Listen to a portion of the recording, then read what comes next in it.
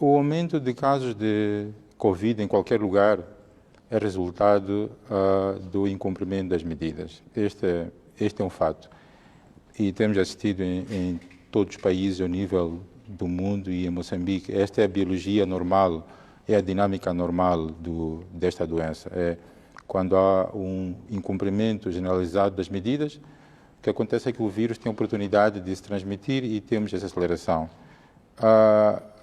Quando olhamos para os números, são preocupantes. Temos um cumulativo de 22.996. Estamos amanhã, certamente, passaremos à margem dos 23 mil casos.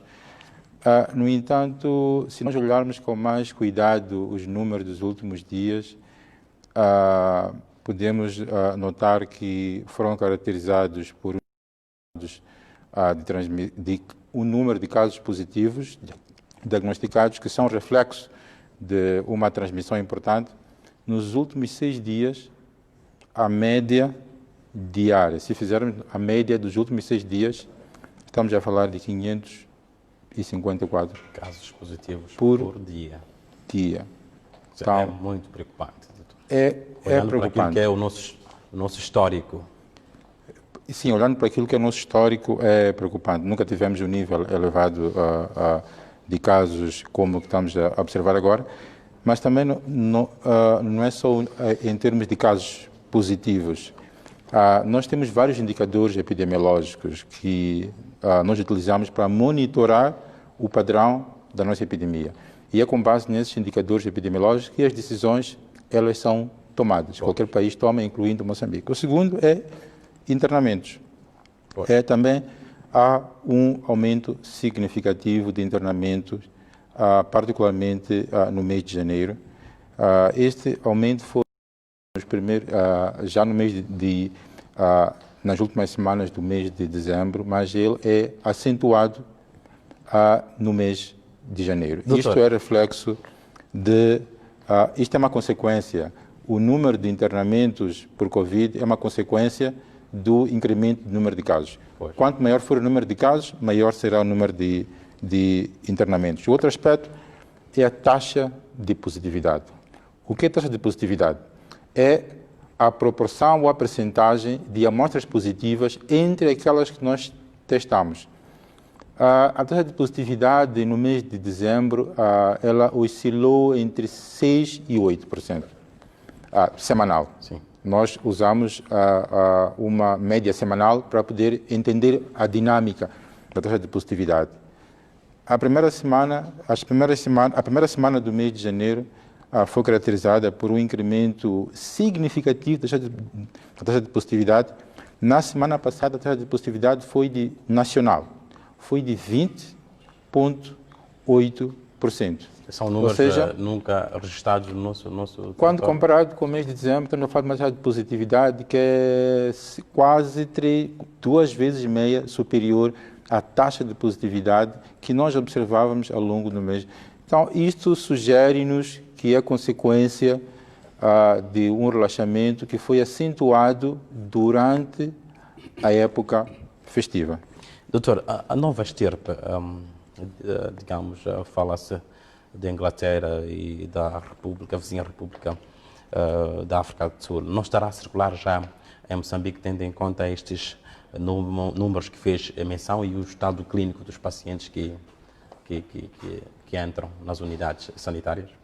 Antes de responder a sua pergunta, gostaria de esclarecer algum aspecto que penso que é importante para que os nossos telespectadores entendam um pouco a dinâmica dos vírus. Todos os seres humanos, todos os seres vivos, todos os seres, incluindo as plantas, elas sofrem mutações. Os vírus estão entre os organismos que mais mutações ou alterações do seu material de genoma sofrem.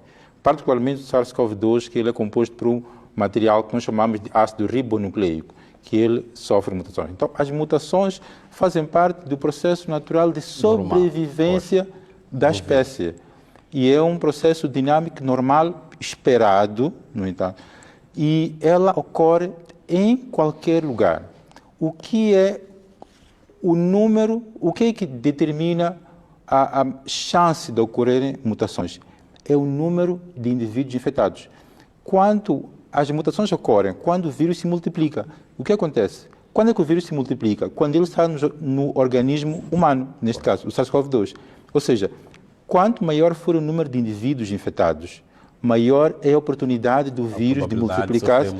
Exatamente. O que acontece? Como a maior parte dos países ao nível do mundo há uma transmissão ativa, uns mais do que os outros, significa que em qualquer país do mundo a chance, a probabilidade, a estatística de ocorrer mutações, ela existe, incluindo em Moçambique. Então, esse é um aspecto. Ou seja, nós teremos, nos próximos semanas, meses, reporte de novas estirpes no Japão, estirpes na Inglaterra, na Alemanha. Então, este é um aspecto importante. O Reino Unido foi só o começo. O que acontece é que a tecnologia para poder identificar mutações ela é complexa. Ela requer o sequenciamento do genoma. O genoma é a informação genética do vírus. São 30 mil pares de base. É muita informação genética. Ela tem que ser lida do início ao fim. Este é um processo moroso e complexo. Poucos países têm. A África do Sul e o Reino Unido são países que são potências nesta área. Ou seja, a probabilidade de identificar-se uma mutação é maior nos países, de identificar, não de ocorrer. Sim. É preciso diferenciarmos. De se identificar pela primeira vez. É maior naqueles países que têm esta capacidade instalada. Moçambique, neste momento, ela está disponível em poucos países. E Moçambique ainda não tem esta capacidade. Estamos a trabalhar nesse sentido. Já enviamos amostras para a África do Sul.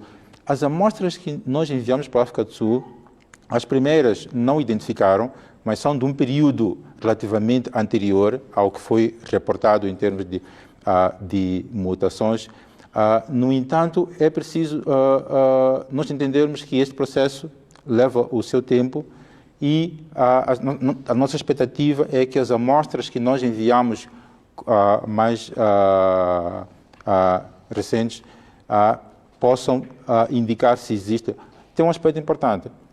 Quando nós enviamos as amostras para a África do Sul e para a Alemanha, são os dois países em que nós temos uma colaboração forte nesta área, o objetivo não é apenas identificar aquela mutação que está a circular na África do Sul ou no Reino Unido.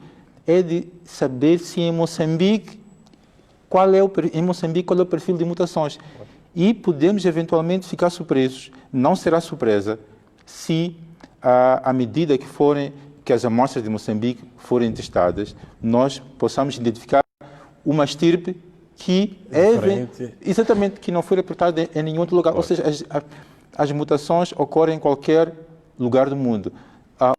Esta semana recebemos a informação de que alguns viajantes, indivíduos que eram provenientes do Brasil, foram identificados no Japão com uma nova estirpe. E isto temos que nos habituar. Neste momento não se pode dizer se estes números têm a ver ou não com a nova estirpe sul-africana. Não.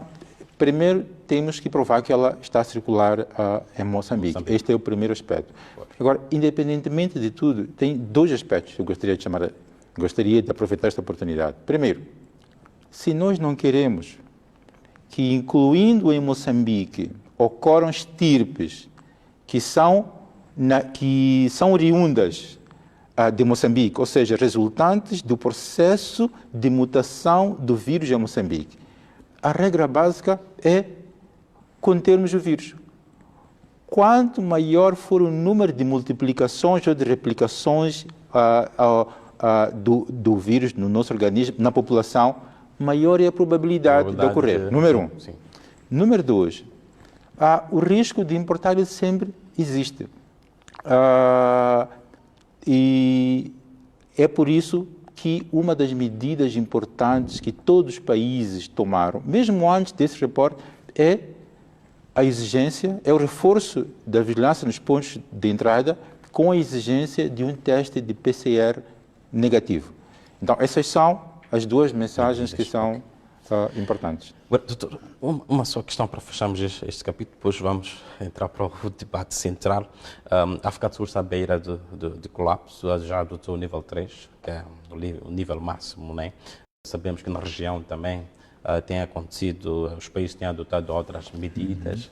Fala-se, embora não seja oficial, da morte de 2 membros do governo malauiano devido à Covid-19, não é oficial. Doutor, Moçambique não estará a adotar medidas leves face àquilo que é a conjuntura que está sendo vivida na região austral de África? Bem, primeiro aspecto é que desde o início da pandemia, a gestão desta pandemia foi baseada em pressupostos, que eu gostaria de lembrar. Quais são esses pressupostos que sempre nortearam e continuarão a nortear a resposta à Covid em Moçambique? Primeiro, baseada em evidência científica. Eu falei de indicadores, mencionei 2, mas temos mais indicadores. Temos indicadores da epidemia por si, em termos de casos, mas temos indicadores de sobrecarga do sistema de saúde. Então, nós monitoramos ambos indicadores. Então, casos, óbitos e também para o sistema de saúde monitoramos taxa de ocupação de camas, monitoramos o número de dias teste disponível, que indica o estoque de testes, dia teste de EPI. EPI é o equipamento de proteção. Então, nós monitoramos esses indicadores e é com base nesses indicadores que as decisões são tomadas. Esse é um dos pressupostos importantes. O outro é que... E olhando para esses indicadores neste momento, como é que estão? Desses indicadores de monitoria, nós definimos um cut-off ou um valor para alerta e para ação. E para alguns desses indicadores, nós que temos vindo a monitorar neste momento, já indicam com alguma preocupação o início de uma sobrecarga do modo geral. Temos que lembrar que o sistema de saúde ele é composto por 2 componentes, público e privado. Então, do modo geral, já começamos a ressentir-nos de uma sobrecarga. Então, ou seja, é com base nesta evidência que as decisões são tomadas. Esse é um aspecto importante. Ou seja, nós temos que nos preparar, este é um aspecto importante, que em função desses indicadores, certamente medidas serão tomadas, que serão em função dos outros pressupostos que eu vou mencionar. Quais são outros pressupostos? Então, é a evidência científica, nós monitoramos a epidemia. Outro pressuposto é a proporcionalidade, é tomar as medidas que são proporcionais, ao contexto epidemiológico, que eu resumi rapidamente, mas ele é muito mais complexo. 2, ao contexto socioeconômico. Terceiro, pressuposto, proteger o Sistema Nacional de Saúde. Temos que lembrar que as medidas que foram tomadas em março pelo Executivo tinham como um dos pressupostos atrasar o pico, ajustar a curva para proteger o Sistema Nacional de Saúde. Um Sistema Nacional de Saúde protegido, ele pode prover melhores serviços aos. O outro aspecto é a reversibilidade das medidas.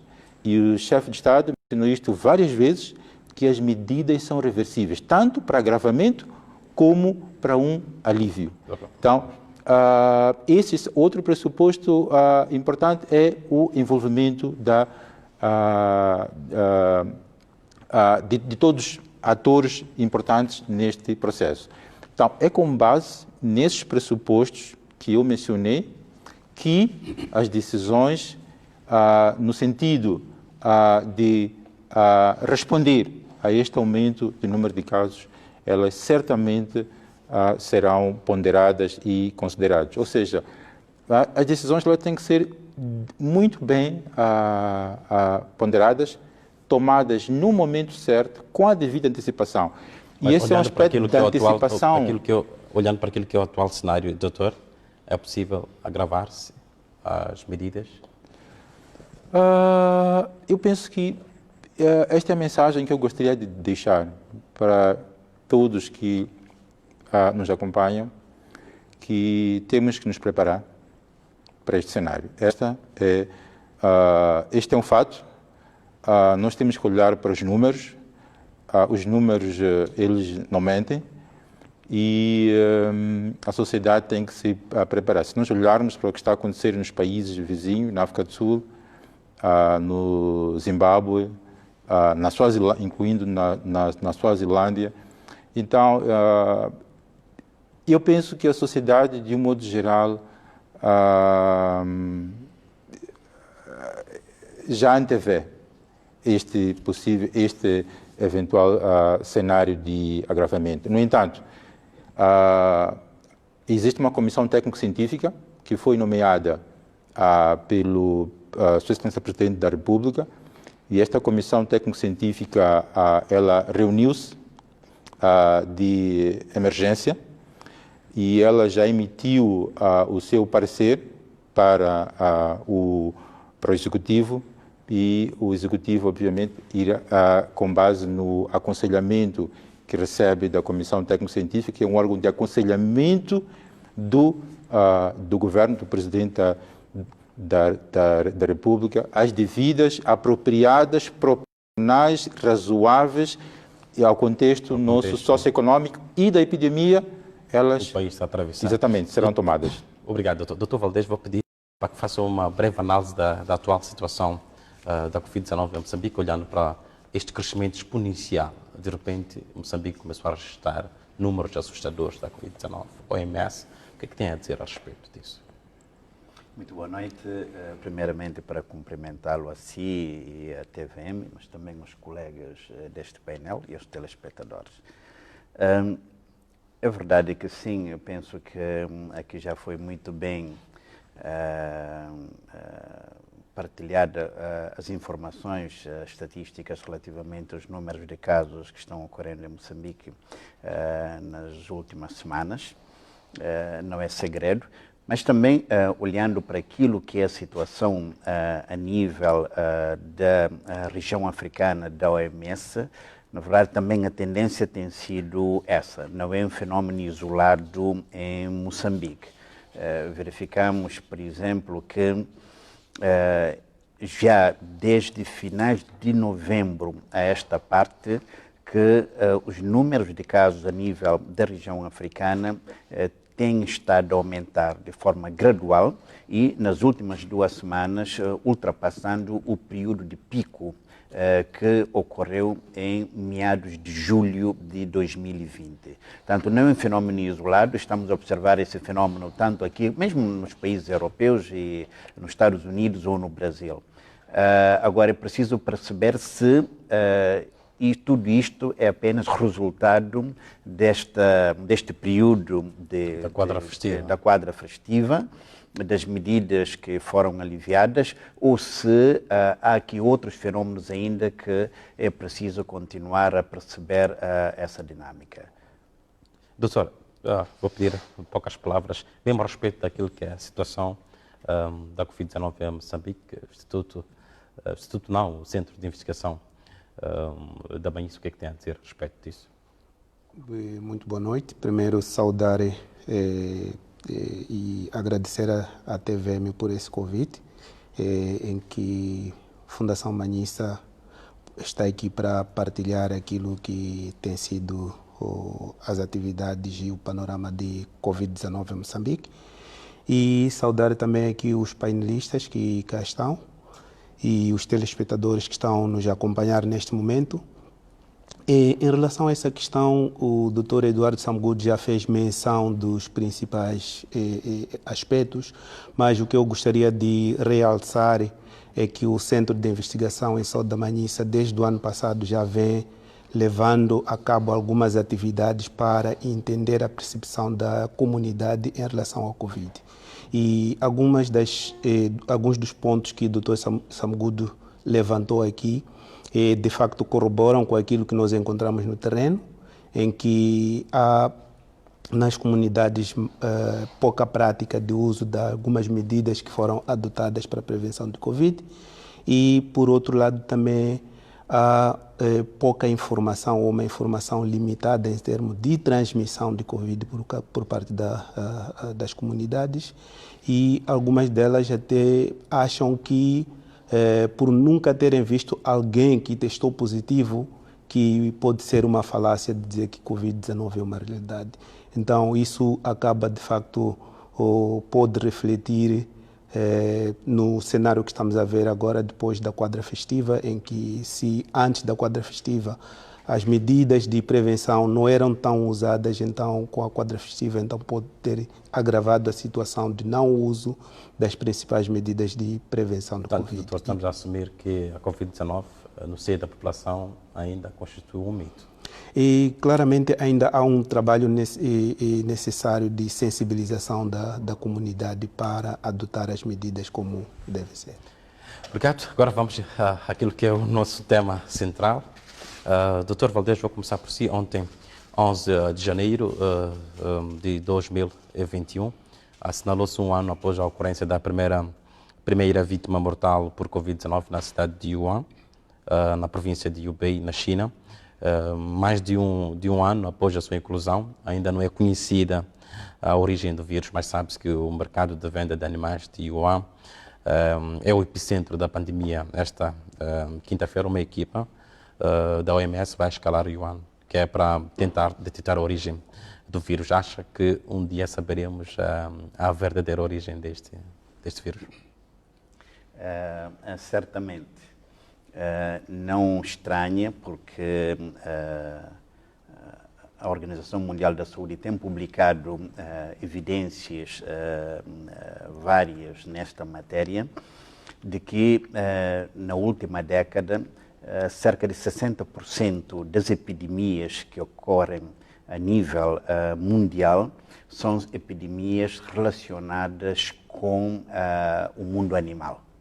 Então, nós estamos a viver hoje num mundo que é globalizado, mas num ecossistema em que essa dinâmica entre os humanos, os animais e a própria fauna e flora, portanto, também acabam, de fato, nessa dinâmica ter implicações, inclusive na área da saúde. Certamente que sim, a investigação é necessária. Eu penso que aqui não há nada a esconder. É de interesse global perceber de onde surgiu, como surgiu, para que o mundo possa estar preparado para outras potenciais epidemias ou pandemias que possam ocorrer. Há todo o interesse nisso, mas evidentemente que há uma investigação a larga escala, em várias direções, seja em direção a esse aspecto de compreender a origem desta pandemia do vírus, mas também naquilo que diz respeito ao tratamento, naquilo que diz respeito às vacinas, naquilo que diz respeito a essas questões das mutações que foram aqui também referidas. Portanto, eu penso que há aqui um caldeirão bastante forte em termos de pesquisa e investigação para se compreender o que é que está acontecendo, e para dizer que eu penso que todo mundo está acompanhando isso hoje nas redes sociais. Então, as informações estão chegando cada dia com uma rapidez enorme que até é difícil a sua apropriação. Portanto, há muitos interesses aqui envolvidos em termos de pesquisa e investigação. Dr. Sam Gould, inicialmente apontou-se o pangolin como sendo o animal que transmitiu o vírus ao homem, mas mais tarde os investigadores concluíram que não era o pangolin, mas sim o morcego. Resta saber qual das espécies do morcego e através de que via transmitiu-se o vírus ao homem. Podemos afirmar com certeza que conhecer, digamos, a origem do vírus é crucial para evitar a sua reaparição? Certamente, e faz parte de um exercício não só epidemiológico, entender de saúde pública, mas exercício também acadêmico. Temos que entender, faz parte do processo de entendimento do ciclo. Temos que entendemos, já sabemos como se transmite, como se previne, qual é a característica. Temos que saber de onde é que parte. De onde é que parte, qual é o reservatório. Essa é a regra em medicina. E sempre foi assim. E, no entanto, só queria corrigir um aspecto. Não está confirmado que é do morcego. E também não está excluído que é do pangolim. Então, várias hipóteses criadas em relação... Sabe-se que ele é de origem zoonótica. O que significa de origem zoonótica? Significa que o reservatório primário é um vírus de origem animal. Os morcegos, o que acontece com os morcegos? Os morcegos, em termos de diversidade genética, é a espécie com maior diversidade genética. Uma das maiores espécies, uma das espécies mais, mamíferos mais antigos na face da Terra são os morcegos. E pela diversidade genética grande dos morcegos, por fato de serem um dos mamíferos mais antigos na face da Terra, os morcegos desenvolveram mecanismos de controle, supressão do efeito patogênico. Então, eles são reservatórios naturais de muitos vírus. Isso é conhecido de biologia, isso é um aspecto conhecido. E os morcegos são a espécie que alberga o maior número de coronavírus. Há centenas, milhares de espécies de coronavírus que são específicas do próprio morcego. Então, esse exercício ainda continua. No caso do SARS, em 2012, temos que lembrar que levou um ano para que fosse identificado o seu reservatório. Então, é um exercício complexo que envolve comparação de diferentes vírus. É preciso comparar. Como é que se faz? É preciso identificar vários animais, colher o vírus, saber em que animais existe um vírus parecido, fazer uma comparação e, por comparação genômica, tentar identificar a origem deste. Esperamos que esse exercício ocorra mais rápido e, na verdade, desde o início da pandemia que os esforços estão a ser feitos para identificar a origem. E, como disse muito bem o Dr. Valdez, o objetivo é evitar reintroduções na espécie humana. Ou seja, nós podemos chegar a um ponto em que controlamos o vírus e, subitamente, temos uma reintrodução do mesmo vírus na espécie humana. Então, é importante que nós possamos controlar. Lembrar que as doenças emergentes são novas doenças. 70% das novas doenças, vou dar exemplos, Zika, MERS, SARS, gripe aviária, gripe suína, são doenças novas para o Zika não tanto é reemergente, é tudo zoonótico, são as doenças que nos últimos anos tiveram o risco de tornar-se pandêmico ou tornaram-se pandêmicos. São todos de origem zoonótica, ou seja, o nosso comportamento é um dos fatores que contribui para a ocorrência e esse é outro aspecto que temos que tomar em consideração, é que continuaremos a ter episódios de introdução na espécie humana de um vírus com um potencial de causar pandemia. Então, depois desta pandemia, nós poderemos, daqui a 20, 30 anos, ou menos, voltar a ter um outro vírus que adquire a capacidade de replicar-se no organismo humano e causar uma... Então, este aspecto é importante. E aspectos como desmatamento, como muito bem mencionou o Dr. Valdez, como é que o contacto entre os animais e o ser humano, quais são... Desmatamento. O desmatamento põe-nos em contacto com vírus que nunca estiveram em contacto conosco, entrar em contato com uma fauna e uma ecologia que geralmente era virgem, não estava em contato. A alteração climática. As alterações climáticas, elas criam ambiente para um vírus que teria dificuldades num contexto, eles passam a ter a facilidade. A mobilidade, o crescimento demográfico. O crescimento demográfico, quer dizer, é muita gente junta os animais. Então, o nosso comportamento é um dos fatores que determina a ocorrência. E se nós olharmos nos últimos 100 anos, os eventos de salto genético de vírus, se vermos, eu dei exemplo de alguns, eles têm vindo a incrementar. Ok. Obrigado, doutor. Faço-lhe a mesma pergunta. Doutor, conhecer a origem deste vírus é fundamental para controlar a contaminação. E, evidentemente, como também aqui foi mencionado, é fundamental, porque se nós não conhecemos algumas medidas que deviam ser adotadas de forma que a conseguimos conter, serão difíceis de podermos tomar. E devo dizer que há muito interesse e há muito trabalho que está sendo feito em diferentes ângulos e também em distintas regiões para poder perceber a origem deste vírus, porque é crucial. E Moçambique também está nesta linha. Nós, na Manhissa, estamos, algumas das atividades que estamos a fazer têm a ver também com o sequenciamento do genoma do vírus, como o Dr. Eduardo também referenciou inicialmente, e isso também vai ajudar no futuro a comparar as estirpes que nós... Em que fase é que nós estamos, nos encontramos neste Infelizmente, como disse o Dr. Samgudo, são poucos países africanos que têm as tecnologias necessárias para fazer esse tipo de sequenciamento, e nós temos recorrido aos nossos colaboradores externos para fazer este tipo de análises. E temos enviado também, vamos enviar amostras agora para Valência, na Espanha, onde temos um dos colaboradores que participa numa das atividades que estamos a levar no distrito da Manhissa. Então, isto também vai ajudar, pelo menos, a saber que estirpes que estão a circular no contexto da Manhissa, e também pode-se comparar com as outras estirpes. Obrigado, doutor. Vamos a um breve intervalo, voltamos dentro de instantes. Boa noite.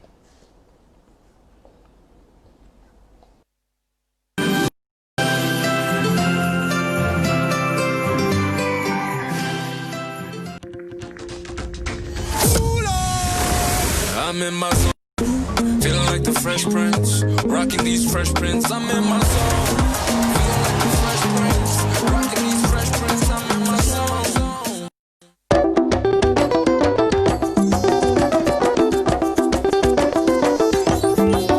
TVM, mais entretenimento. Se bebeu, não conduz. Se bebeu, vai de boleia. Calma lá, calma lá. Estas estão aí, mas não esquece. Bebeste? Apanha uma boleia.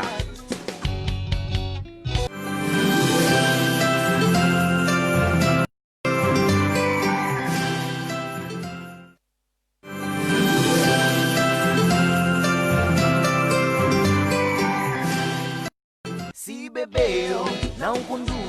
Se bebeu, vai de boleia. Calma lá, calma lá. As festas estão aí, não esquece. Bebeste?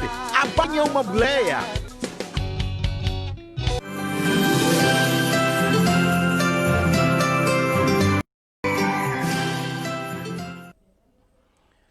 Boa noite uma vez mais. Este é o programa Grande Debate, edição desta terça-feira. Elegemos como tema um ano da pandemia da Covid-19 no mundo, surgimento, evolução e cenários futuros face a esta pandemia que assola o mundo e o nosso país em particular. Dr. Valdez, a cidade de Yuan e depois a província toda de Yubé, com os seus 50 milhões de habitantes, foram colocados em quarentena a partir de 23 de janeiro de 2020.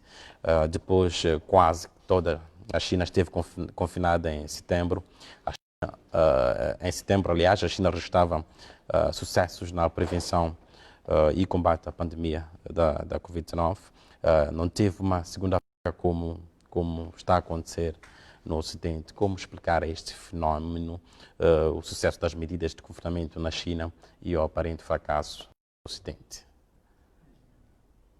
e da África neste momento? É preciso olhar para o comportamento da própria pandemia em diferentes países a partir de perspectivas diferentes. Já foi aqui mencionado pelo colega, Dr. Samugudo, que esta pandemia ela também tem muito a ver com a questão comportamental.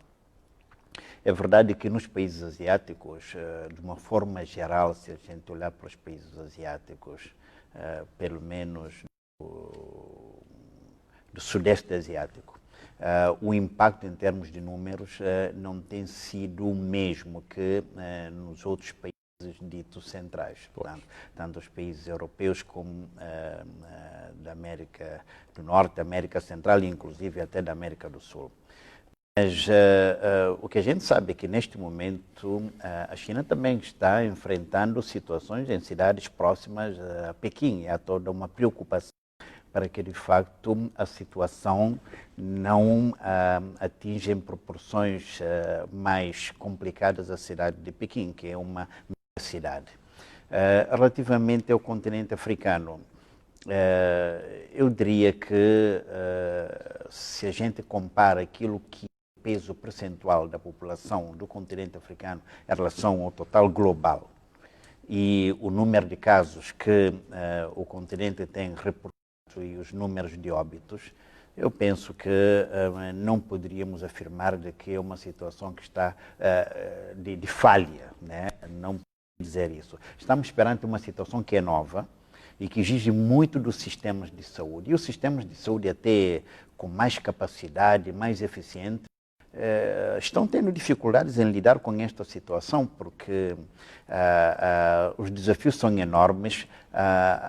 Essa questão da mutação aqui que foi trazida, agora, portanto, tendo novas variantes em alguns países, já se sabe que essa variante que está circulando, que hoje é predominante já no Reino Unido, já foi registrada em cerca de 40 países. Portanto, nós estamos perante uma situação que é difícil prever num futuro próximo como é que esta situação toda será controlada. Mas eu quero crer que, a nível do continente africano, que os países têm dado respostas à medida das possibilidades que em termos de recursos, sejam humanos, seja em termos de equipamento, seja de infraestrutura sanitária que os países têm. Para dizer que dos cerca de 2 milhões de óbitos a nível global, o continente africano registra a volta de 70 mil óbitos. Para a região, e quero aqui diferenciar um pouco para não ter desencontros em termos de números, a região chamada de região africana da OMS, a região afro da OMS, temos, portanto, hoje um pouco mais de 40 mil óbitos, porque esta região cobre apenas 47 países, excluindo os países do norte, a exceção feita a Argélia e alguns outros países também que esta região não, que é da região do Corno da África. E dizer de que mais uma particularidade aqui é que mais de metade dos casos registrados nesta região africana da OMS, 1,1 milhões de casos, são da nossa vizinha aqui, portanto, a República da África do Sul. Em termos de óbitos a nível do continente, a nível desta região, temos uma taxa que ronda os 2,2%. Portanto, não poderia dizer de que estamos numa situação completamente de falha em termos de resposta, mas evidentemente que está criando uma sobrecarga, apresentar uma sobrecarga enormíssima sobre os nossos sistemas de saúde, que já em si são sistemas frágeis e, evidentemente, com todas as consequências também económicas e sociais que acabam afetando a própria pessoa no seu todo, né? Nós sabemos que estamos a falar da saúde e esse lado da condição social e condição económica também reflete, no final do dia, na saúde do ser humano. Dr. Sam Gold, como é que se pode explicar este aparente fracasso do Ocidente e sucesso da China? Bem, este vírus é complexo. Este vírus ele é o maior desafio à ciência, à humanidade, à saúde pública contemporânea. Então, eu não iria muito por sucessos e fracassos. Eu acho que não me parece que seja a melhor maneira de colocar a questão. Eu acho que é um desafio para todos. Eu sempre digo que a única certeza que nós temos do coronavírus é que temos mais dúvidas do que certezas. Essa é a única certeza que temos. Então, quando estamos num contexto em que navegamos num mar de incertezas, com ilhas e arquipélagos, de algumas certezas, alguns desses arquipélagos, de vez em quando, eles afundam, são ilhas e arquipélagos, inclusive falsos. Eu penso que é complexo para qualquer país. E estamos a aprender. E cada país tem o seu contexto socioeconômico, demográfico, entre outros. Então, eu colocaria nestes termos. Doutor, cada país buscou, como dizia o Dr. Sam Good, a sua própria estratégia. A Coreia do Sul, por exemplo, optou por uma testagem massiva e uma maior capacidade de tratamento. A Suécia optou por uma tentativa de criação de uma imunidade coletiva que, em algum momento, fracassou. Até a Alemanha, que teve um aparente controle na primeira vaga, está a registrar uma segunda vaga mais violenta. É caso para dizer que, à exceção do recurso à vacina, não há nenhuma estratégia eficaz até ao momento. Gostaria de corrigir. É preciso termos cautela com a expectativa em relação à vacina. O diretor-geral da OMS já falou várias vezes que a vacina é um complemento às estratégias de controle de coronavírus que já existem. A estratégia de controle de coronavírus são dois grupos, farmacológicas e não farmacológicas. Ambas são muito importantes. Nenhuma é mais valiosa do que a outra. Cada um tem o seu contexto, o seu valor, a sua importância. As farmacológicas são os tratamentos e as vacinas. Tratamento é para tratar quem está doente. A vacina é para evitar que os indivíduos sejam infectados. E as não farmacológicas são as famosas distanciamento, evitar aglomerados, usar máscara e desinfetar as mãos. Então, eu colocaria nesse termo. A vacina, ela vem se adicionar às medidas. E temos que entender, quando a vacina estiver disponível, nós não vamos de maneira nenhuma descurar ou relaxar nas medidas não farmacológicas. Esse é um aspecto. Elas combinam-se e elas se complementam. Este é um aspecto importante. É verdade, o conhecimento sobre este vírus ele vai evoluindo. É verdade, eu reconheço que no início nós achava-se que a semelhança de algumas outras doenças que a vacina seria a varinha mágica. Hoje, portanto, Dr. isso está claro. Que a vacina não vai implicar necessariamente o relaxamento de outras medidas. Isso a OMS repete todos os dias. Ela pode levar ao reajuste das medidas. Ela pode levar à possibilidade de nós realizarmos algumas atividades que no contexto atual, sem uma vacina, não seriam possíveis realizar. Ela permite proteger grupos vulneráveis, que hoje, sem a vacina, a única estratégia que temos são as farmacológicas, mas elas virão para complementar. Então, esse é um aspecto que eu gostaria de corrigir e clarificar. Vamos investir nas medidas não farmacológicas. Quando a vacina estiver disponível, vamos utilizar a vacina em conjunto com medidas previamente anunciadas pelas autoridades. Exatamente, esse é um aspecto. Por várias razões, a vacina não estará disponível para todos. Somos 7 bilhões de habitantes na face da Terra. Não existe plataforma que poderá produzir vacinas em pouco tempo. Uma grande quantidade. Esta campanha de vacinação será a maior campanha de vacinação na história da humanidade. A humanidade nunca teve um desafio como este. Só vacinar tanta gente será um dos maiores desafios operacionais, logísticos, éticos, financeiro, de toda a hora na natureza. Então, o assunto, esse aspecto das vacinas, penso que tem havido muita expectativa, mas é importante. Clarificar. É mais uma ferramenta que é importante para nós. Coloco a mesma questão, ainda não e uma medida, estratégia eficaz neste momento. E, evidentemente, acho que o Dr. Sam Good já introduziu um pouco e tocou os aspectos mais relevantes, mas o que eu também queria adicionar no que já foi dito aqui é que a vacina não pode ser vista de forma isolada.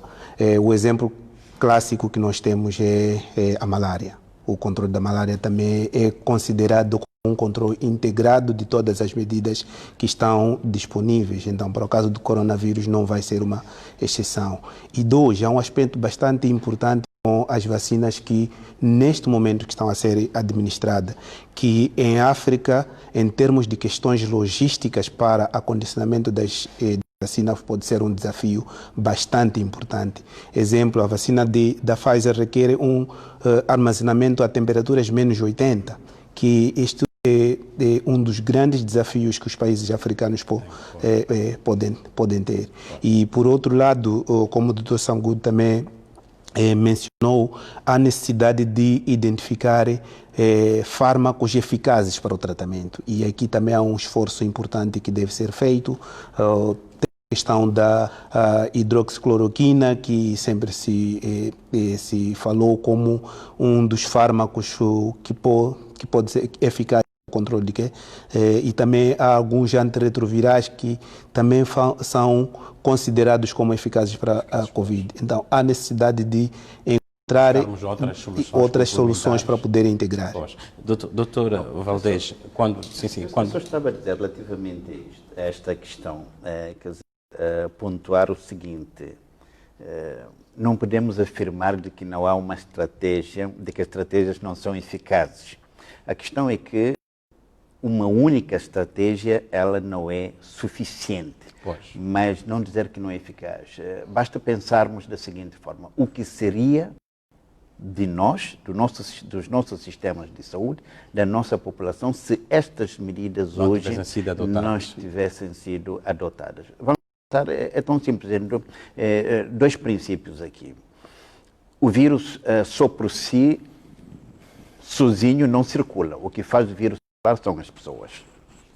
Então, tomar medidas aqui que restringe a circulação do vírus, é claro que é uma medida eficaz. Segundo princípio é que trata-se de fato de uma doença das vias respiratórias. Então, a proteção que está sendo pedida à população para o uso da máscara, é claro que isso também protege as outras pessoas, protegendo a própria pessoa. Então, temos de fato que deixar isso claro, de que estas medidas são eficazes e, é claro, estão evitando óbitos, estão evitando pessoas de adquirirem, portanto, de serem infectadas por este vírus, mas evidentemente que só de forma isolada ainda não são suficientes, mas evidentemente que são eficazes. O que seria de nós se não tomássemos essas medidas? Doutor Valdez, quando o novo coronavírus explodiu, eram apresentados cenários sombrios, sobretudo para o continente africano. Não foi o que se verificou na prática. A África contabiliza 3,5% das contaminações pelo novo coronavírus, quando representa 17% da população mundial. Como explicar este desempenho? O facto de países africanos terem conseguido, no início da pandemia, evitar e conter a transmissão comunitária generalizada, explica esse milagre africano? Eu penso que não há aqui milagres. Temos que, de fato, ir tentar buscar as evidências e há trabalhos que estão sendo desenvolvidos para tentar compreender esse fenómeno. Se nós repararmos aquilo que está acontecendo em outras paragens, é o seguinte, e mesmo nos países africanos, esta pandemia tem sido uma pandemia com a sua localização geográfica mais nos grandes centros urbanos. O continente africano, nós não temos megacidades tantas assim, e nos nossos países, muitas das vezes, as cidades, as áreas urbanas se limitam às capitais, mais uma ou duas outras cidades. Não é o caso que acontece, inclusive, na vizinha África do Sul, né? Que até na África do Sul, portanto, o comportamento dessa pandemia, portanto, é diferente. Evidentemente que nós temos também aqui que considerar que ter também um fator, há vários fatores aqui, a questão geográfica que eu referi, da taxa de urbanização da população no nosso continente, mas também a questão demográfica em termos da juventude da nossa população. Evidentemente que isso também pode ser um fator protetor em termos de quando a infecção acontece, seja em boa medida sintomática, ou quando ainda que os sintomas apareçam, sejam leves, mas isso não deve nos iludir também, no sentido de que, ok, agora vamos o aberto, porque na verdade... Não tem nada a ver com a capacidade de testagem instalada? Não, eu vou chegar lá, mas eu queria também considerar isto, em termos de óbitos, se nós repararmos aquilo que está acontecendo na Europa, os óbitos nos lares dos idosos, varia mesmo em termos de de entre 20%, 30% e 40%. E o que é que acontece com os nossos idosos? Os nossos idosos no nosso continente não estão nos lares. Estão onde? Nas nossas famílias. Então, isso também tem um efeito protetor que a gente também tem que considerar. Então, não há aqui um único fator para explicar este fenómeno. Há vários fatores que temos que considerar. É verdade que alguns, portanto, colocam essa questão da baixa capacidade de testagem no continente africano. É verdade, né, que não temos essa capacidade que os outros países têm. O que nós estamos a seguir é uma estratégia de, uma vez diagnosticado um caso, fazer a testagem dos contactantes. Enquanto que nos outros países tem a possibilidade de fazer a testagem em massa para outras pessoas. Então, isso evidentemente que também aumenta o número de pessoas que são capturadas por essa via. Não é o caso. Agora, uma coisa também que a gente também tem que dizer com toda a sinceridade, ninguém esconde numa situação de pandemia se também no nosso continente tivéssemos países com tantos óbitos como estamos a ver em outros países, na América Central, América Latina, América do Norte e mesmo na Europa, pessoas a serem enterradas em valas comuns, cemitérios, portanto, é que ninguém consegue esconder isso. Pois. Nós não temos nenhum lugar que a gente diga, puxa, de repente aqui estamos a excesso de óbitos. Não é o caso. Então é preciso olhar para essa realidade. É verdade, sim, os nossos sistemas de saúde têm as suas limitações. Fazer a testagem implica capacidade financeira também. Os nossos países não têm isso, mas de qualquer maneira eu penso que há outros fatores aqui que estão tendo um efeito protetor na dinâmica desta pandemia no nosso continente. Mas é preciso continuar a estudar e compreender as razões, não ficar somente em assumir aqui hipóteses. Doutor Samgut, faço a mesma questão. As medidas adotadas pelos países africanos teriam tido efeito para estes números, para este desempenho registrado ao nível são vários fatores que contribuem para... Uns são óbvios e outros são hipóteses. O que é óbvio? É que a epidemia em África chegou tardiamente. Não é a primeira vez e certamente não será a última vez que uma pandemia que começa fora de África chega tardiamente à África. Então, quando um problema chega tarde a nós e chega cedo aos outros, nós observamos, nós aprendemos, nós tiramos lições, os outros nos dizem o que funcionou e no momento em que chega a nós já se entende algo que não se entendia antes. A África foi o último continente onde chegou. Quando o primeiro caso de coronavírus foi confirmado em África no dia 14 de fevereiro, no Egito, quando o mundo tinha 40 mil casos e 46 países em todos os outros continentes já tinham. Ou seja, é o mínimo suficiente para que se tivesse tirado lições. Agora, vamos lá para Moçambique. Moçambique foi um dos últimos países também a registrar em África a registrar. Então, também tiramos lições e, graças a isso, o governo tomou decisões antecipadas. As medidas restritivas em Moçambique foram tomadas antes do primeiro caso. Não foi só em Moçambique. Vários países africanos fizeram o mesmo. Tomaram medidas com devida antecipação. Isso é um aspecto. É o atraso da epidemia no continente e as lições e a antecipação na tomada das medidas. O segundo é a demografia. A média da idade em África, a África é um continente jovem em termos de idade, a maior parte, em muitos países, 16, 18 anos de idade, é a média da população, da idade da população. E sabemos que os casos graves estão associados à idade avançada e à comorbidade, esse é o aspecto. A demografia já foi mencionada, não irei repetir, o fato de a África ser um continente pouco urbanizado, tem um aspecto. Tem uma hipótese, isto é a hipótese científica, é que é bem sabido que os parasitas, eles modulam o sistema imune. Então, há alguns cientistas que eles postularam esta hipótese, que o fato de as doenças parasitárias serem muito comuns em África, elas modulam o nosso organismo. O que acontece? O Covid, ela causa uma hiperinflamação.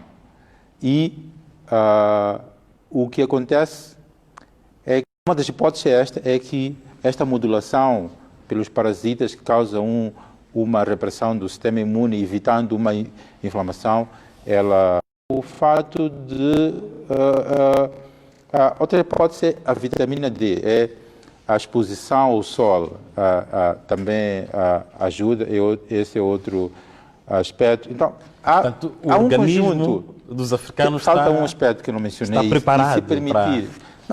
Há fatos comprovados que são óbvios e há outros que são hipóteses. O outro que não podemos descurar é o fato de termos uma população muito, principalmente rural, que tem contato com os animais. O que acontece? Estudos feitos em África mostram, incluindo em Moçambique, que a exposição dos africanos a outros coronavírus, não SARS-CoV-2. Existem milhares de coronavírus e eles são similares entre uns dos outros.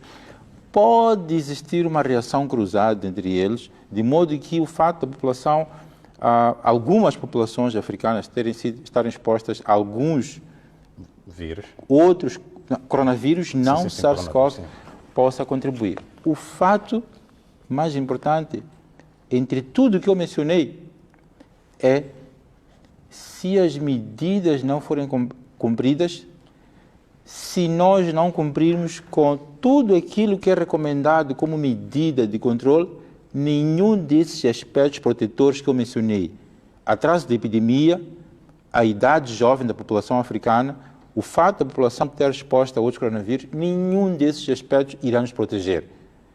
E o exemplo disto é a África do Sul, que faz parte dos poucos países que passaram à margem de 1 milhão de casos. Obrigado. Entretanto, nisto é somente para desmistificar, na verdade, aquela ideia de que que o africano está protegido. Porque inicialmente circulou esse mito de que não, isto aqui na verdade é algo que atinge mais os europeus, portanto, mas de que a população negra não. Portanto, isso é um mito. Este vírus está aí e não afeta, infeta e não escolhe raça, não escolhe idade. É preciso que isso também fique claro e que estamos a ter também no nosso continente jovens infectados e estamos a ter também óbitos em pessoas com idades entre os 15, 20 e 30 anos de idade. Portanto, para desmistificar também essa ideia. Doutor Inácio, como é que avalia a estratégia adotada por Moçambique face a esta pandemia, como centro de investigação da saúde da Manhissa? Bom, como o Centro de Investigação em Saúde da Manhissa, o que temos estado também a fazer é seguindo a estratégia que o país adotou, temos tentado a entender cada vez mais as dinâmicas que na comunidade onde nós estamos a trabalhar. Fiz referência aqui de um dos estudos que levamos a cabo para entender as percepções da comunidade e o cumprimento das medidas de de prevenção que foram adotados, mas também não paramos por aí. Tentamos agregar outras componentes como, por exemplo, entrar em questões para casos graves que vão requerer um tratamento, ou que estamos neste momento a nos posicionarmos para fazermos também alguns estudos para ver o tratamento ou dos fármacos que têm sido considerados como eficazes para o tratamento, que era hidroxicloroquina ou alguns antivirais. E por outro lado, também há uma questão que o Dr. Eduardo Samugudo aqui tocou, que já existe circulação de outros coronavírus que não seja o Covid-19, e isso na Manhissa também nós conseguimos detectar. Temos um dos estudos que estamos a realizar em crianças que perdem a vida, onde procuramos saber por que perderam a vida. Temos encontrado cerca de 3% de coronavírus que não sejam o Covid-19. Então, isto só para dizer que a estratégia que foi adotada, de facto, foi estratégia adotado à medida daquilo que são as condições e necessidades conforme a evolução da epidemia. E aqui foi muito bem referido que é importante conhecer melhor a epidemia, e ainda existem dúvidas importantes que precisam também de cada dia serem mais monitorados de perto para podermos conseguir uma estratégia. Dr. Valdez, coloco-lhe a mesma questão. Como é que avalia a estratégia adotada por Moçambique para responder a esta pandemia? Olha, nós consideramos que foram tomadas medidas equilibradas e atempadas. Portanto, esses dois aspectos são importantes em termos de resposta. E é claro que isso tem surtido o efeito. Veja que quando a nível do continente africano o pico da pandemia, da primeira vaga, na verdade foi registrada no mês de julho, isso não aconteceu em Moçambique, né? Então, na verdade, nós tivemos um comportamento aqui da tendência dos números de casos relativamente satisfatório. Eu penso que isso é resultado das medidas que foram tomadas, antecipadas e equilibradas, mas também do engajamento da população. Eu penso que a população também em si tem aqui o seu mérito. É verdade que há aspectos que precisam ser melhorados, a questão da informação, que é preciso continuar, de fato, a fazer chegar a informação à população, né? Quer dizer, não é algo que a gente deve simplesmente considerar de que a informação já está dada, mas é preciso continuar. Mas eu gostaria de trazer aqui alguns elementos que é o resultado disso, até para saber se a estratégia é equilibrada, se é de facto está surtindo efeito. É que se a gente compara a taxa de óbito relativamente aos números de casos em Moçambique, é de 0,9. Durante muito tempo situou-se entre 0,6, depois 0,8 e com os últimos números que tivemos agora, portanto, é 0,9. Mas a nível do continente é de 2,2. Então, evidentemente que nós podemos dizer porque qualquer ação ela terá como medida principal evitar a morte. Então, quer dizer que isso está sendo, de fato, está surtindo efeito. É preciso continuar e é preciso compreender este novo fenómeno que nós estamos a ter agora também no país, nestas últimas 2 semanas, e ver como é que essas variações, como é que vai ser a tendência, e que a população, de fato, continue a reforçar as medidas que tem estado a tomar até aqui. Dr. Samgood, além de ensaios clínicos na busca da vacina, em que outros moldes Moçambique, através do INS e CISM, tem participado para o tratamento desta doença? Através de geração de evidência sob várias perspectivas, eu não tenho a data exata, mas tivemos uma colega do Instituto Nacional de Saúde que ganhou um prêmio da Unesco, a Raquel Matavel, que é pesquisadora, é uma jovem pesquisadora do INS, ela ganhou um prêmio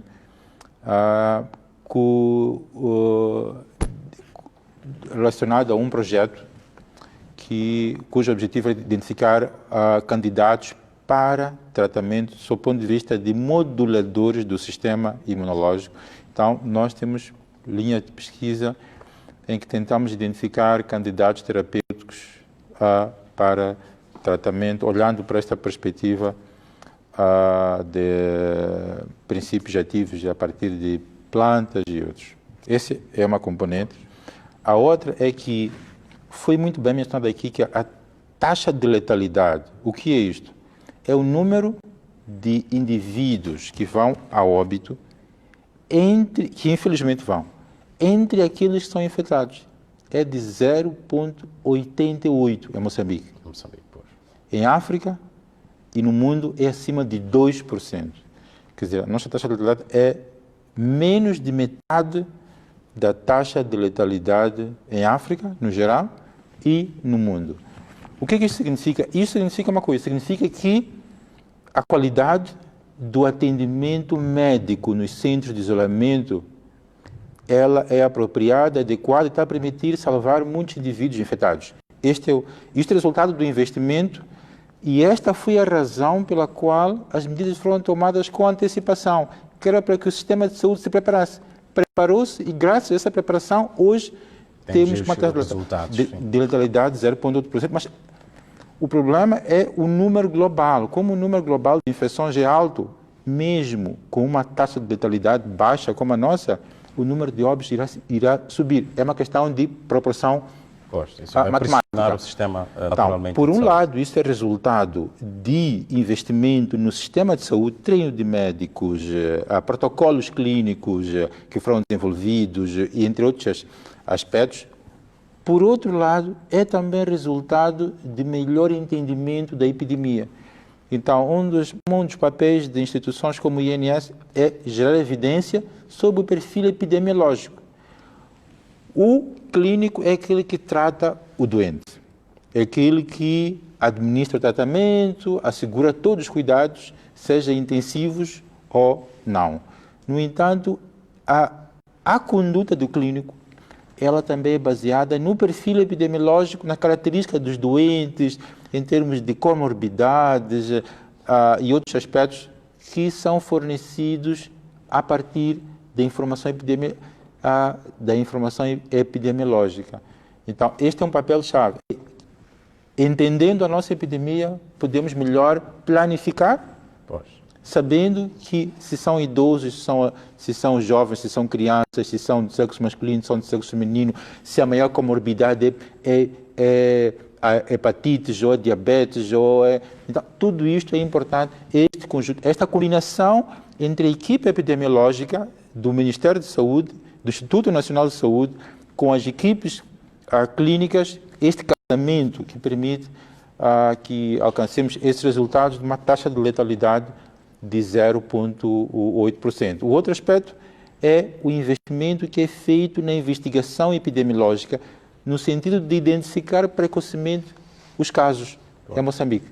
Então, quanto mais cedo o indivíduo com coronavírus ele for identificado, nós tratarmos esse indivíduo, maior é a chance dele ser recuperado. Então, é uma combinação de vários fatores. De fatores. Coloco a mesma questão, Dr.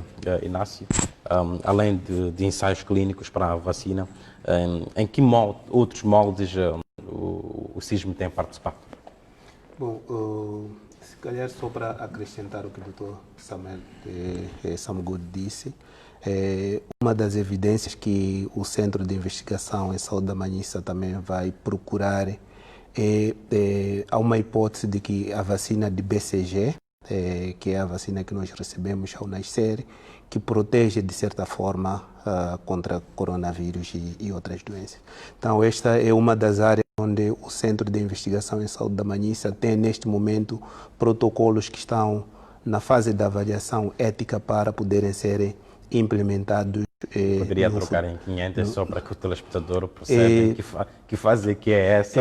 Esta é a fase, qualquer estudo antes que vai ser feito em humanos tem que ser avaliado pelos comitês que asseguram de que não há de ser mantido a integridade do participante, que o estudo vai ser conduzido cumprindo com os princípios éticos. Então é neste momento em que nós estamos para ter a aprovação. Depois desta aprovação é que já vamos começar com o estudo. Este é um estudo multicêntrico que vai acontecer em Moçambique, na Manhissa concretamente, e num dos hospitais da cidade de Maputo, mas também vai acontecer em outros 2 países lusófonos, que é Cabo Verde e Guiné-Bissau. Então essa é uma linha, e depois a outra que já mencionei anteriormente, que também colaboração com o Instituto Nacional de Saúde, através do Centro de Investigação e Treinamento da Polana Caniço, há um estudo também que vai ser feito para poder trazer mais evidência sobre a eficácia de tratamento contra a Covid. Dr. Valdez, é verdade que o Dr. Samuel teria dito que a vacina vai complementar os esforços. As medidas foram adotadas pelos governos.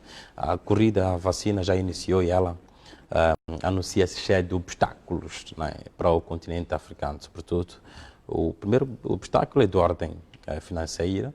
Em 47 países da região da África, da OMS, apenas 1/4 dispõe de planos adequados para recursos e financiamento. A OMS, através da iniciativa COVAX, tem planos para vacinar 3% da população até março de 2021 e 20% até final do próximo ano, quando sabe que a imunidade coletiva só é alcançada quando 60% ou 70% de toda a população é vacinada. Os números da iniciativa COVAX estão longe de satisfazer aquilo que é a população africana, doutor. Nesta matéria, na verdade, temos desafios enormes. Primeiro é da disponibilidade da própria vacina. Né? Quer dizer, portanto, a OMS está a acompanhar cerca de 230 vacinas candidatas que estão sendo trabalhadas a nível mundial. E destes, cerca de 60 já estão na fase de testes em humanos e 16 destes já, na verdade, estão na fase 3, que é a última fase já clínica, antes que os procedimentos de certificação da vacina possam ocorrer. E nós registramos a nível do OMS com muita satisfação que algumas vacinas já estão certificadas, que é o caso da Pfizer e BioNTech ou da Moderna também, por entidades de renome internacional nesta área, como a Agência Europeia de Medicamentos ou a FDA, portanto, dos Estados Unidos, mas também em paralelo existem outras vacinas que estão sendo testadas e que estão sendo, na verdade, utilizadas como recursos de emergência, que é o caso do Sputnik V na Rússia. Temos também a Sinovac, não somente nestes países, mas em alguns países também que decidiram adquirir essas vacinas. Da parte da Organização Mundial da Saúde, criou, na verdade, um mecanismo de solidariedade, denominado de COVAX, em que, juntamente com outros parceiros como a Unicef e a Iniciativa Global para a Vacinação, Gavi, mas também que conta com apoios de outros financiadores e doadores, como o Banco Mundial, de fazer com que os países com menos capacidade de ir ao mercado internacional para adquirir as vacinas para proteger as suas populações, que esses países seriam beneficiados em cerca de vacinas equivalente a 20% da sua população. Portanto, são chamados países elegíveis pela Gavi. E Moçambique faz parte desses países, mais outros cerca de 28 países africanos. Acontece que esses 20% serão disponibilizados com pressupostos aqui bem definidos, de que 3% dessas vacinas deveriam ser destinadas para os profissionais de saúde que estão na linha de frente, mas também outros atores sociais também que capacidade que também estão expostos a determinados riscos, mas depois que os restantes, cerca de 17% para as populações vulneráveis elegíveis. Aqui já foram citadas essas categorias de população. Então, o restante, o Banco Mundial também já mobilizou cerca de 12 bilhões de dólares a nível global e coloca esses fundos à disposição dos países para, na eventualidade, poderem recorrer a esses fundos para complementar e alargar a sua capacidade de vacinação. O que se quer, na verdade, da parte do OMS é apoiar os países para, pelo menos, cortar esta fase aguda dos casos de Covid, e espera-se que, de fato, com 20% da população, que se consiga ter algum efeito em termos de proteção coletiva e que isso possa, mas agora os países também terão que fazer os seus outros esforços. Obrigado, e é verdade que existem outras vacinas que vão chegando. Eu penso que talvez daqui a alguns meses ou até para o final do ano, os países poderão ter também aqui outras possibilidades, mas de momento o que se tem é nisso que está a trabalhar, os países estão trabalhando. Obrigado, doutor. Samgood, as vacinas surgem numa altura em que há esta nova estirpe de que fizemos a referência aqui, que está para ser do mundo. As vacinas hoje disponíveis são suscetíveis de conter este novo vírus, esta nova estirpe? Se a vacina protege, se as vacinas protegem contra a nova estirpe, então eu gostaria de lembrar o que eu falei no início. Sim, sim. Mas vamos pedir a sua capacidade de síntese, doutor. Estamos a ficar, ainda temos algumas questões. Sim. A pergunta correta, na verdade, é se a vacina protege contra as várias estirpes que existem, que nós não conhecemos, porque a capacidade de testagem a nível mundial é baixa para novas estirpes e aquelas estirpes que vão ocorrendo no futuro. Bem, há vários aspectos importantes a tomar em consideração. Não há evidência que as atuais vacinas elas percam eficácia em relação às mutações que vão ocorrendo. Não só as que são conhecidas, mas também as que são desconhecidas. Quando as vacinas são produzidas, elas também tomam em consideração isso. É por isso que se faz uma coisa que chama-se ensaio multicêntrico. É estudar a mesma vacina em 3, 4, 5 países. Esse é um dos objetivos, é para ver se, assumindo que o vírus muta, se em vários países há então, este é um aspecto importante. O segundo aspecto é que a experiência vamos assumir que o vírus que ele afeta, é uma assumpção, que ele possa afetar, que algumas estirpes possam afetar. Nós temos uma experiência muito boa com a vacina da gripe. A vacina da gripe, todos os anos, em vários países, administra a vacina da gripe para grupos específicos, crianças e idosos. E alguns adultos que têm algumas doenças que suprimem, que lhe debilitam e possam ter uma gripe grave. E todos os anos a vacina da gripe ela é reajustada, ela tem uma nova roupa e em função do vírus que está a circular. E essa mudança do vírus, o mais importante é desenvolver a plataforma. A plataforma pronta, sempre que o vírus um vírus novo aparece, uma variante que afeta a eficácia da vacina, esse processo é muito fácil de fazer o reajuste. para a nova variante. Não, a experiência da influenza. Essa discussão iniciou muito antes de aparecerem essas duas estirpes.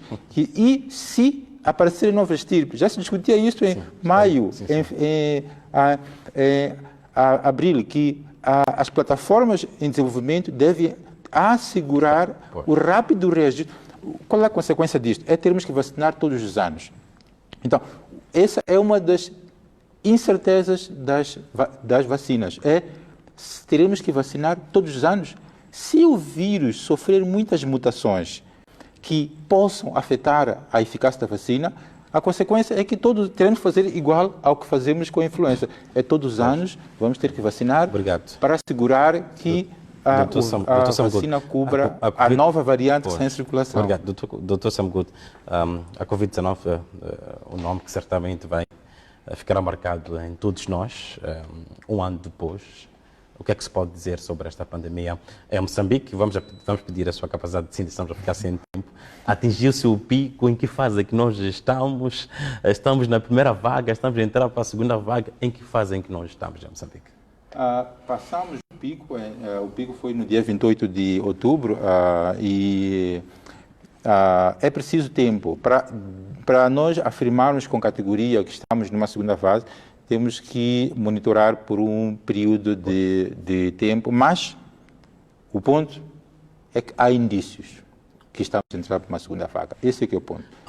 Nisso tudo, há uma relativa demora na divulgação dos resultados. Alguns pacientes chegam mesmo a aguardar por 10, 11 dias para ter o resultado depois da recolha das amostras. O que é que está a acontecer? O que é que está a falhar? Eu prefiro focar nas soluções, que penso que é o aspecto. Todos os países têm o mesmo problema. Moçambique não é o único.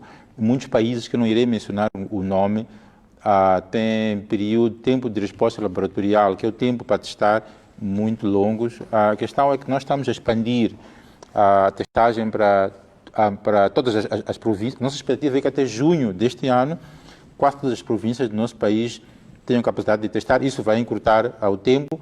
Nós desenvolvemos recentemente um guião para a introdução dos testes rápidos baseados em antígeno. É um teste que dá resultado em 15 minutos. Ele será usado em locais onde o teste de PCR, que é o padrão ouro, ele não está disponível.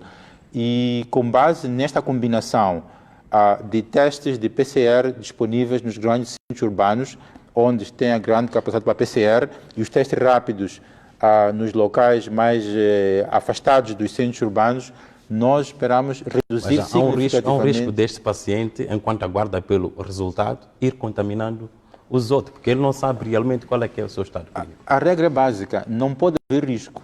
Não deveria. Se houver risco, há um incumprimento por lado do indivíduo. Todo indivíduo que colhe a amostra chama-se suspeito.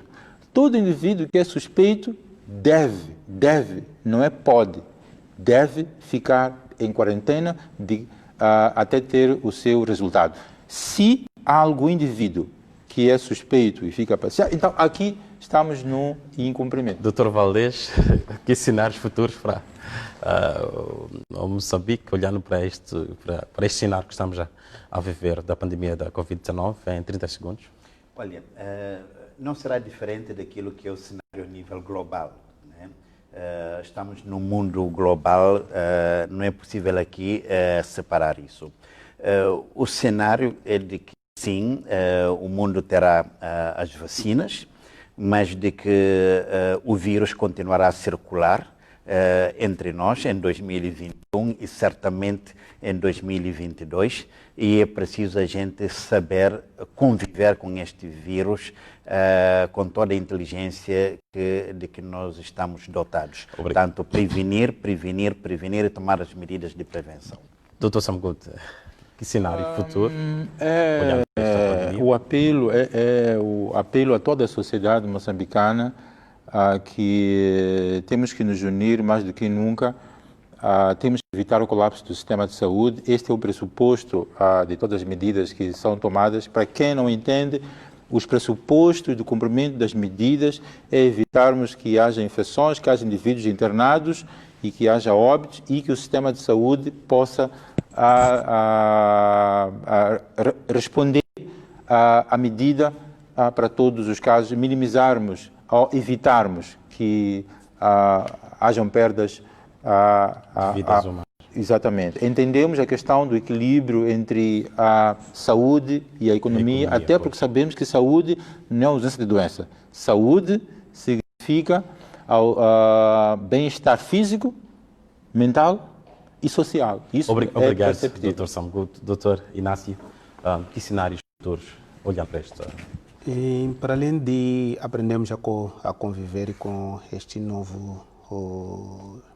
nova maneira de estar, prevenindo, eu acho que também há necessidade de continuarmos a monitorar esta epidemia, porque ainda há muita coisa que não conhecemos, ainda há muitas dúvidas que devem ser respondidas, então há esta necessidade de continuarmos também a fazer uma monitorização mais de perto desta epidemia, de modo que medidas sejam tomadas de forma rápida e as medidas mais apropriadas. Obrigado, Dr. Inácio, obrigado ao painel de luz que esteve aqui hoje a analisar aquilo que é um ano da pandemia da Covid-19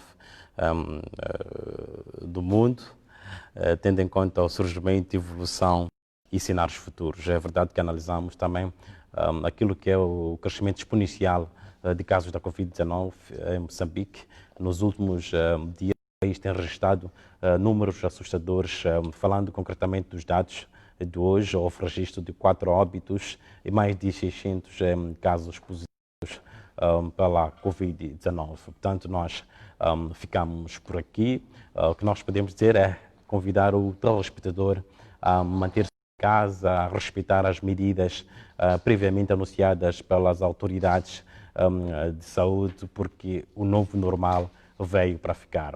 Obrigado pela atenção, boa noite, continue com a programação da televisão de Moçambique.